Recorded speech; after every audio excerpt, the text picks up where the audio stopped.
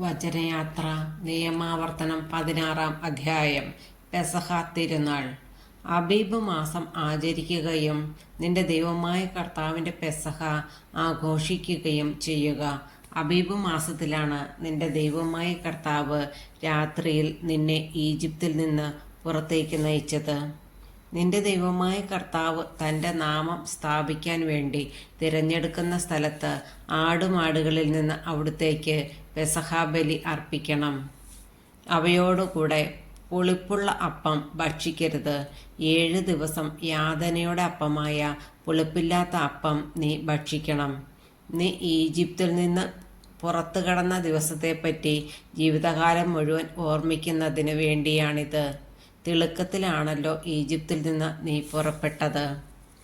7 ദിവസത്തേക്ക് നിന്റെ അതിർത്തിക്കുള്ളിൽ പുളിമാവ് കാണരുത്. പ്രഥമ ദിവസം സായാഹ്നത്തിൽ അർപ്പിക്കുന്ന ബലിയുടെ മാംസത്തിൽ അല്പം പോലും പ്രഭാതം വരെ അവശേഷിക്കുകയും വരുത്.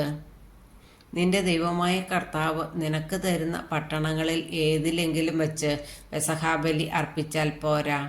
നിന്റെ ദൈവമായ കർത്താവ് തൻ്റെ നാമം സ്ഥാപിക്കുന്നതിന് വേണ്ടി തിരഞ്ഞെടുത്ത സ്ഥലത്ത് വെച്ച് സൂര്യാസ്തമയ സമയത്ത്, അതായത് നിങ്ങൾ ഈജിപ്തിൽ നിന്ന് പുറപ്പെട്ട സമയത്ത് പെസഹാബലി അർപ്പിക്കണം.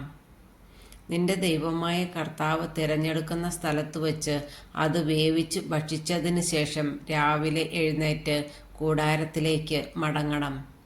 6 ദിവസം പുളിപ്പില്ലാത്ത അപ്പം ഭക്ഷിക്കണം. 8-ാം ദിവസം നിന്റെ ദൈവമായ കർത്താവിന് വേണ്ടി നിങ്ങൾ ആഘോഷപൂർവ്വം ഒരുമിച്ച് കൂടണം. അന്ന് ജോലിയൊന്നും ചെയ്യരുത്. ആഴ്ചകളുടെ തിരുനാൾ. 7 ആഴ്ചകൾ എണ്ണുക. കൊയ്ത്തു തുടങ്ങിയ ദിവസം മുതലാണ് ആഴ്ചകൾ എണ്ണേണ്ടത്. അനന്തരം നിന്റെ ദൈവമായ കർത്താവ് നിനക്ക് നൽകുന്ന അനുഗ്രഹങ്ങൾക്കൊത്തവിധം സ്വാഭീഷ്ട കാഴ്ചകൾ സമർപ്പിച്ചുകൊണ്ട് അവിടുത്തേക്ക് ആഴ്ചകളുടെ തിരുനാൾ കൊണ്ടാടുക. നിന്റെ ദൈവമായ കർത്താവ് തൻ്റെ നാമം സ്ഥാപിക്കുന്നതിന് വേണ്ടി തിരഞ്ഞെടുക്കുന്ന സ്ഥലത്ത് വെച്ച് നീയും നിന്റെ മകനും മകളും ദാസനും ദാസിയും നിന്റെ പട്ടണത്തിലുള്ള ലേവ്യനും നിന്റെ ഇടയിലുള്ള പരദേശിയും അനാഥനും വിധവയും അവിടുത്തെ മുൻപിൽ സന്തോഷിക്കണം. ഈജിപ്തിൽ നീ അടിമയായിരുന്നെന്ന് ഓർമ്മിക്കുക. ഈ കൽപ്പനകളെല്ലാം ശ്രദ്ധാപൂർവം അനുസരിക്കണം. കൂടാരത്തിരുനാൾ. ധാന്യവും വീഞ്ഞും ശേഖരിച്ചു കഴിയുമ്പോൾ 7 ദിവസത്തേക്ക് കൂടാരത്തിരുനാൾ ആചരിക്കണം.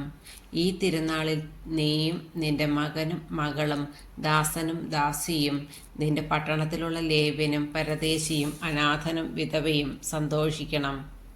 നിന്റെ ദൈവമായ കർത്താവ് തിരഞ്ഞെടുക്കുന്ന സ്ഥലത്ത് അവിടുത്തേക്ക് 7 ദിവസം തിരുനാൾ ആഘോഷിക്കണം. നിന്റെ എല്ലാ വിളവുകളും പ്രയത്നങ്ങളും നിന്റെ ദൈവമായ കർത്താവ് അനുഗ്രഹിക്കും. നീ സന്തോഷപൂരിതനാവുകയും ചെയ്യും. ആണ്ടിൽ 3 പ്രാവശ്യം പുളിപ്പില്ലാത്ത അപ്പത്തിൻ്റെ തിരുനാളിലും ആഴ്ചകളുടെ തിരുനാളിലും കൂടാര തിരുനാളിലും നിന്റെ ദൈവമായ കർത്താവ് തിരഞ്ഞെടുക്കുന്ന സ്ഥലത്ത് പുരുഷന്മാരെല്ലാവരും സമ്മേളിക്കണം. അവർ കർത്താവിൻ്റെ മുൻപിൽ വെറും കൈയോടെ വരരുത്. നിന്റെ ദൈവമായ കർത്താവ് നിങ്ങൾക്ക് നൽകിയിരിക്കുന്ന അനുഗ്രഹങ്ങൾക്കൊത്തവിധം ഓരോരുത്തരും കഴിവനുസരിച്ച് കാഴ്ചകൾ സമർപ്പിക്കണം. നീതിപാലനം. നിന്റെ ദൈവമായ കർത്താവ് നൽകുന്ന പട്ടണങ്ങളിൽ ഗോത്രം തോറും ന്യായാധിപന്മാരെയും സ്ഥാനികളെയും നിയമിക്കണം. അവർ ജനങ്ങൾക്ക് നിഷ്പക്ഷമായി നീതി നടത്തിക്കൊടുക്കട്ടെ. നിന്റെ വിധികൾ നീതി വിരുദ്ധമായിരിക്കരുത്. നീ പക്ഷപാതം കാട്ടുകയോ കൈക്കൂലി വാങ്ങുകയോ അരുത്. എന്തെന്നാൽ കൈക്കൂലി ജ്ഞാനിയെ അന്ധനാക്കുകയും നീതി നിഷേധിക്കാൻ പ്രേരിപ്പിക്കുകയും ചെയ്യുന്നു.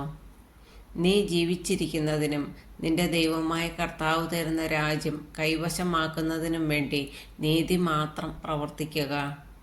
നിന്റെ ദൈവമായ കർത്താവിന് നീ ഉണ്ടാക്കുന്ന ബലിപീഠത്തിനരികെ അഷേരാ ദേവതയുടെ പ്രതീകമായി ഒരു വൃക്ഷവും നട്ടുപിടിപ്പിക്കരുത്. നിന്റെ ദൈവമായ കർത്താവ് വെറുക്കുന്ന സ്തംഭവും നീ സ്ഥാപിക്കരുത്.